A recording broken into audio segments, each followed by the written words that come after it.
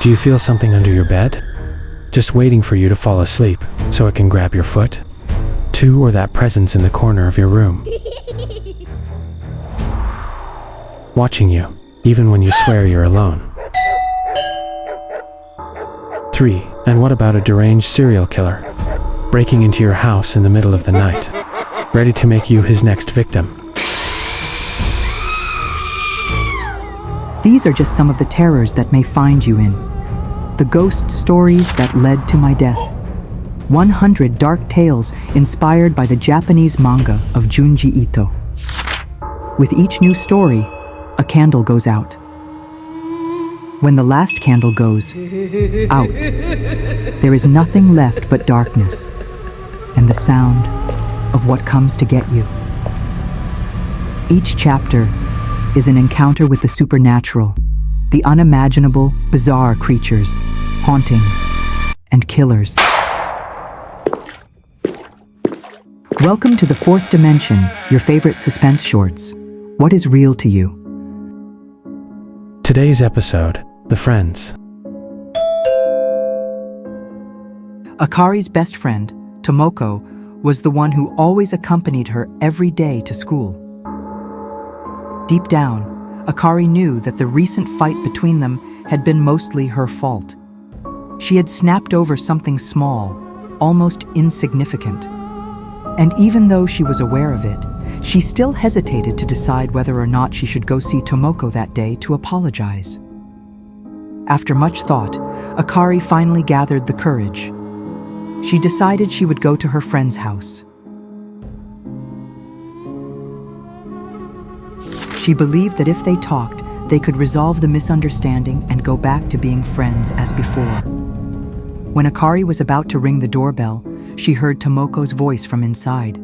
It was a weak voice, almost pleading, asking her not to do it. Get out! Get out! I don't want to talk to you. Don't ring the doorbell. Just go away. Akari was surprised to hear her friend at that exact moment. Although it felt strange, she decided to ignore the warning because she felt she needed to fix things more than ever. She reached her hand toward the door, ready to knock. But Tomoko pleaded again, this time in an even more desperate tone, not to do it. Akari couldn't imagine that the previous argument had hurt Tomoko so deeply. From the other side, Tomoko was harsh, yelling at her to take her dirty hands off the door. Without knowing what to say, Akari tried to explain that she was only there to apologize, that she just wanted to fix what had happened. She truly believed, deep in her heart, that their friendship could still be saved. At the moment Akari grabbed the doorknob to try to open it, a hand appeared on the other side, blocking it with unexpected force. Tomoko, desperate, begged her to leave immediately, but Akari refused to give up. She said she would only leave after seeing her, after looking her in the eyes. Then, slowly, the door opened. Just enough for Tomoko's head to peek out in a strange and uncomfortable way. Akari found it all very strange. The coldness, the restrained movement, the distant look. She asked if Tomoko was really so upset that she didn't even want her near, didn't even want to breathe the same air. She apologized again, saying that she also felt bad because, many times, Tomoko was the one who started the arguments, but she always let it go to keep their friendship alive. Tomoko remained silent. She didn't say a word. It was then that Akari, exhausted, decided it was better to leave. But before walking away, she saw Tomoko smile, a strange, forced, almost sinister smile.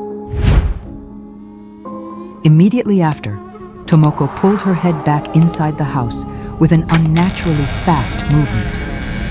When Akari turned to leave, the door behind her slammed shut with brutal force, causing a loud bang that echoed in her chest. Terrified, she ran through the streets until she reached the school, feeling her heart pound as if it would explode at any moment. When she arrived, Akari and the other students received the news that the school was being evacuated. There were rumors that a dangerous murderer was on the loose in the area.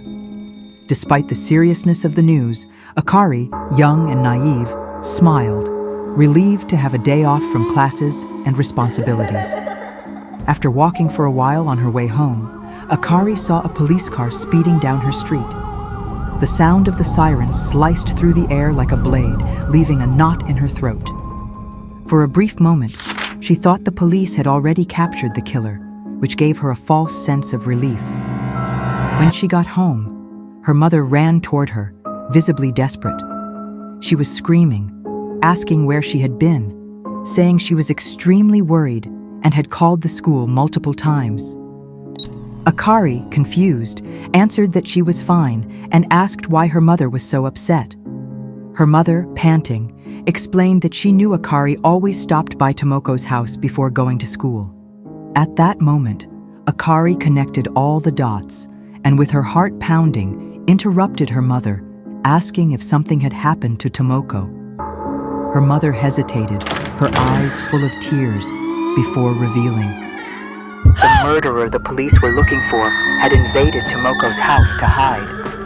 Akari's blood ran cold. Without thinking, she ran back toward her friend's house. She needed answers. When she arrived, she found the street blocked off, people gathered, a heavy silence in the air. Akari, out of breath, asked one of the men there if the police had solved everything, if everyone was okay. The man looked at her with a face full of sadness and offered his condolences. He said, in a low voice, that unfortunately, everyone in the house had been killed. Get out! Get out! I don't want to talk to you. Don't ring the doorbell. Just go away. Akari froze, unable to process the gravity of the news. The man continued, explaining that the murderer had cut off everyone's legs so no one could escape. He added that Tomoko had been the only one who managed to crawl to the door, desperately trying to escape. But the murderer caught her in time, dragging her back inside. The image formed in Akari's mind like a living nightmare. She collapsed to the ground, sobbing uncontrollably, feeling an unbearable pain as she imagined her friend's suffering.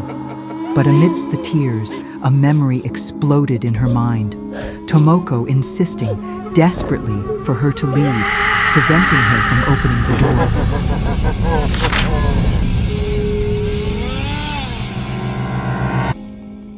In that moment, Akari understood. Tomoko wasn't rejecting her. She was trying to protect her. She used her last strength to keep Akari out of that house, to save her from sharing the same cruel fate. Even on the brink of death, Tomoko was only thinking about saving her best friend.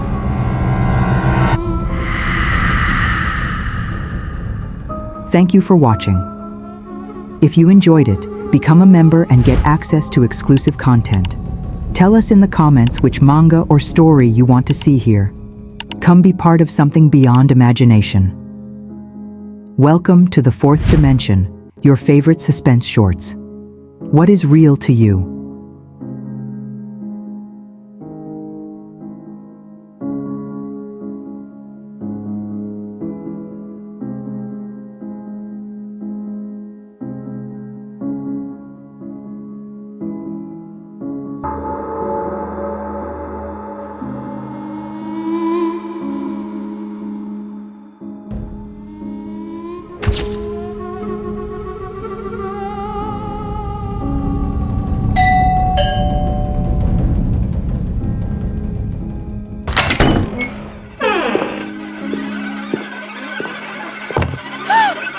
Ha ha ha ha ha ha!